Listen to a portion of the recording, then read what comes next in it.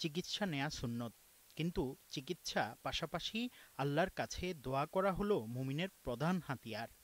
হাদিস শরীফে এসেছে, মহান আল্লাহর কাছে দোয়ার চেয়ে অধিক সম্মানিত কোনো কিছু নেই। স্বয়ং আল্লাহ তাআলা কোরআনে ওয়াদা করেছেন, তোমরা আমাকে ডাকো, আমি তোমাদের ডাকে সাড়া দিব। তাই ডেঙ্গু জ্বর বা যে কোনো জটিল কঠিন রোগে আমরা চিকিৎসার পাশাপাশি রসূলুল্লাহ সাল্লাল্লাহু আলাইহি ওয়াসাল্লামের শেখানো এই তিনটি দোয়া আমল করলে শেফা মিলবে ইনশাআল্লাহ। প্রথম দোয়াটি হলো যে কোনো ক্ষতিকর সৃষ্টির অনিষ্ট থেকে বাঁচার দোয়া। এছাড়া ডেঙ্গু, ম্যালেরিয়া বা যে কোনো মহামারী থেকে বাঁচতে এই দোয়াটি অত্যন্ত কার্যকরী।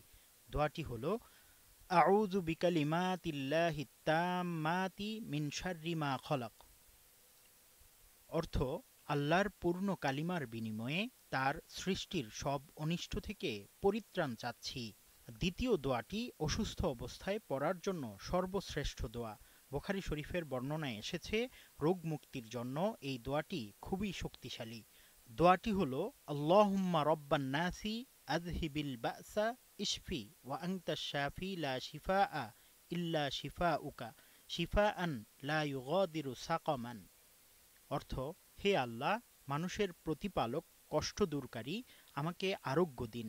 আপনি আরোগ্য দানকারী, আপনি ছাড়া কোনো আরোগ্য দানকারী নেই।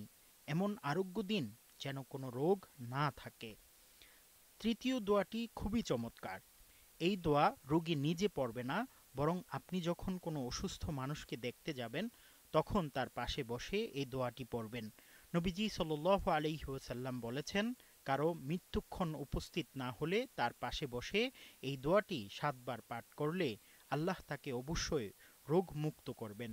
দোয়াটি হলো আসআলুল্লাহাল আযীম রব্বাল আরশিল আযীম আন ইয়াশফিয়াক। অর্থ, আমি মহান আল্লাহর কাছে, যিনি মহা আরশের মালিক, তোমার সুস্থতা কামনা করছি। আল্লাহ তাআলার গুণবাচক নাম মুজিব বা সাড়াদানকারী। তিনি বান্দার ডাকে সাড়া দিতে ভালোবাসেন। ফলে বান্দার জীবনে অসুস্থতায় আমরা হতাশ না হয়ে চিকিৎসার পাশাপাশি এই দোয়াগুলোর উপর আমল করলে আল্লাহ কঠিন ব্যাধি থেকে হেফাজত করবেন।